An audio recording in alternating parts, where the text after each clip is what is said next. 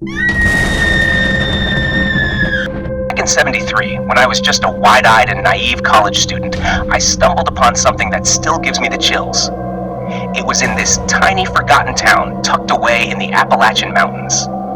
I was doing some research for a term paper on local folklore when I heard whispers about this cult, the kind that sends shivers down your spine, rumored to be Satanist, worshipping the devil himself. They were called the Obsidian Order, having a penchant for performing macabre rituals at midnight.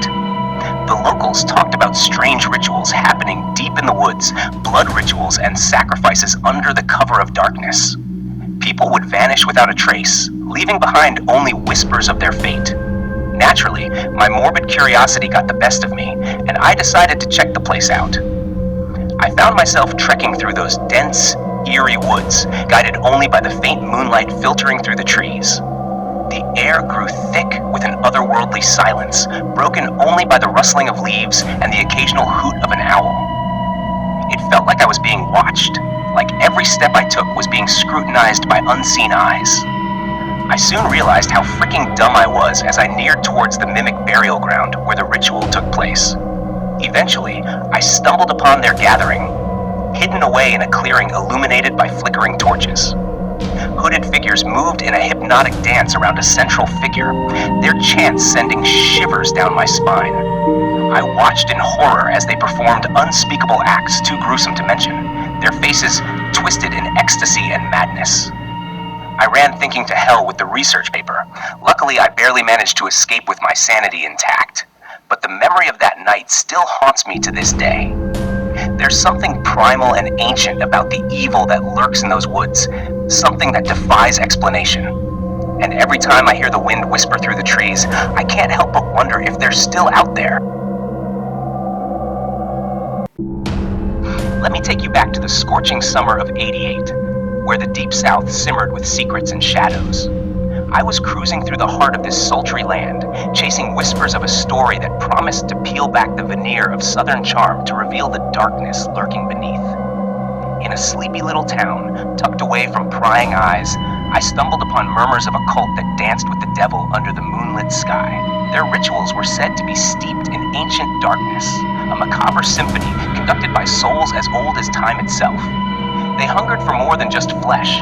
They craved the essence of the living, feeding the insatiable appetite of an entity beyond human comprehension. Following the breadcrumbs of rumor, I found myself standing before the decaying remnants of an abandoned plantation house. Its once grand facade now weathered and worn, a haunting echo of its former glory. Yet, despite the decay, there was an unmistakable aura of malevolence that hung heavy in the air. As I stepped over the threshold into the darkness within, I was met with a cacophony of decay and despair. The stench of death permeated every corner, mingling with the faint strains of a haunting melody that seemed to emanate from the very walls themselves. It was as if the house itself was alive, its rotten timbers pulsating with a sinister energy. Venturing further into the depths of the mansion, I stumbled upon a scene straight from the nightmares of the damned. Corpses littered the floor, their vacant eyes staring into the abyss with a chilling emptiness. Animal skulls adorned makeshift altars, their hollow sockets gazing into the void with a malevolent hunger. Shadows that danced upon the walls, the truths that truly chilled me to the bone. They twisted and writhed in an unholy frenzy, casting grotesque shapes that defied all sense and reason. It was as if the very fabric of reality was unraveling before my eyes, revealing the true horror that lay beneath. With a pounding heart and trembling hands, I fled from that house of echoing with the desperate rhythm of my terror.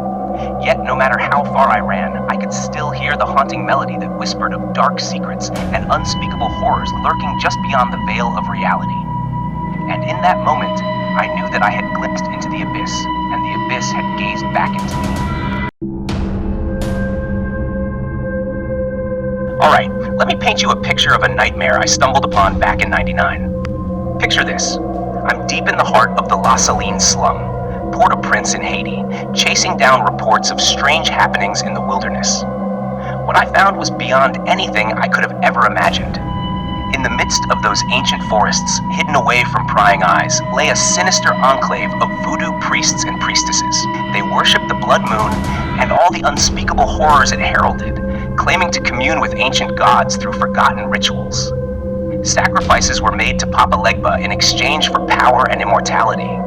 It was the kind of stuff nightmares are made of. One fateful night, I camped out in the ritual grounds, only to be awakened by the chilling chants of the cultists. From the shadows, I watched as they performed their twisted rites, the air thick with the scent of blood and incense. The moon hung low in the sky, casting an eerie glow over the proceedings as the cultists chanted in unison, their voices rising to a fevered pitch. And then, as if in response to their prayers, the sky itself seemed to split open, bathed in a crimson light that sent shivers down my spine.